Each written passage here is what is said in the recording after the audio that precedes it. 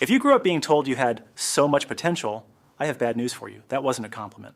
It was a debt. Potential is a heavy word. In physics, potential energy is just stored energy that isn't doing anything yet. It's static. It's waiting. In psychology, for the gifted kid, potential doesn't feel like an opportunity. It feels like a deadline you're constantly missing. If you are watching this, you probably feel a very specific type of paralysis. You're smart enough to know exactly what you should be doing. You can visualize the outcome. You can plan the steps. But when it comes time to sit down and do the work, you freeze. You scroll. You clean your room. You do literally anything else. Today we're going to talk about why high intelligence often leads to low performance. We're going to break down the psychological concept of identity-ability fusion, look at the famous study that proves being called smart actually lowers your IQ scores over time, and finally, I'm going to give you the 3-step protocol to kill your potential so you can finally start performing. Let's start with the science. You might think your burnout is a personality flaw. It's not. It's a conditioned response. In the late 1990s, psychologist Carol Dweck conducted a landmark study that explains your entire life. She took 400 fifth graders and gave them a series of easy puzzles. Afterwards, she praised them in one of two ways.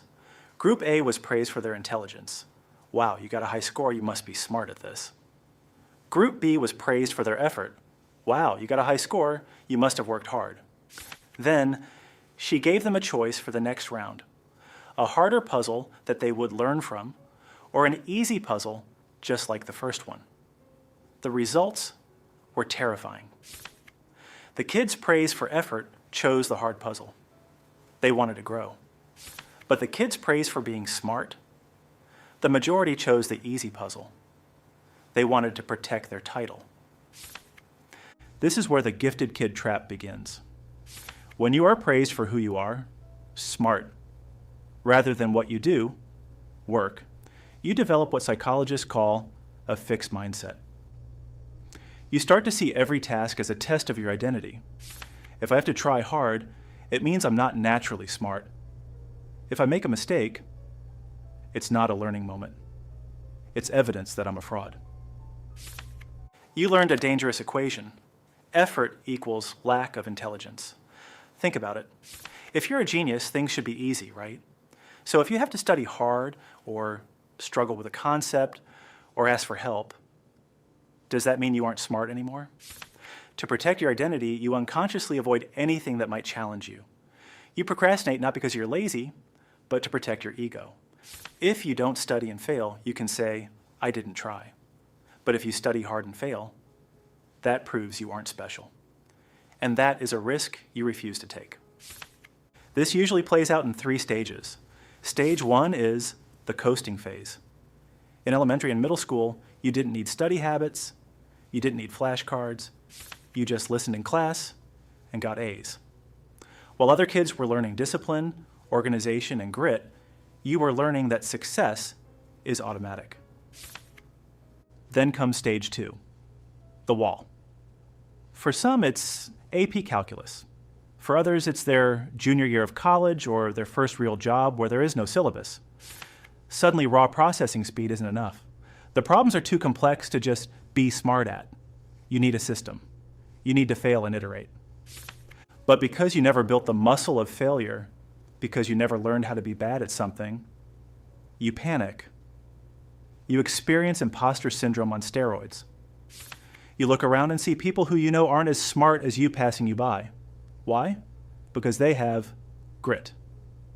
Angela Duckworth defines grit as passion and perseverance for long-term goals. They are comfortable with being confused. You aren't. So you retreat, you fall into analysis paralysis, you research the perfect workout plan for 6 weeks but never go to the gym, you watch hours of tutorials on coding but never write a line of code. You are feeding your brain information to feel productive because actually doing the work carries the risk of proving you aren't perfect. So, how do we fix this? How do we bridge the gap between high intelligence and high performance? The answer is painful. You have to kill your potential. You have to stop caring about it completely.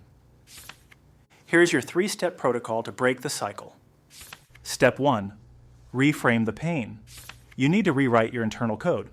Currently, your brain says, confusion is a threat. You need to change that to, confusion is the price of entry. When you feel that tightness in your chest because you don't understand something immediately, don't retreat. Lean into it. That feeling isn't evidence of stupidity, it's neuroplasticity. It is literally the feeling of your brain growing. Step 2. The 70% rule. Perfectionism is just procrastination in a tuxedo. High IQ people want to do it right the first time. Stop that. Aim for a 70% grade. Aim for a C-. When you lower the stakes, you lower the fear. Write a bad essay. Code a broken app. Just ship something. Once it exists, you can improve it, but you cannot improve something that is still stuck in your head. Step 3. Separate identity from ability. You are not your output. If you fail a test, you're not a failure. Your preparation strategy failed. This sounds like semantics, but it's crucial. When you depersonalize failure, you can analyze it like a scientist. Oh, I failed because I started studying too late. Not, I failed because I'm broken. Being gifted is a head start, but it is not a finish line. The world is run by people who showed up, not the people who were smart enough to do it, but didn't. You have to be willing to be a beginner again. You have to be willing to look dumb while you learn a new skill. The only way to actually use your intelligence is to risk looking like you don't have any. This channel is the bridge for people who are smart enough to understand their problems, but stuck enough to need help solving them. We're going to build your psychological toolkit from the ground up. If you're ready to stop having potential and start having power, subscribe. I'll see you in the next one.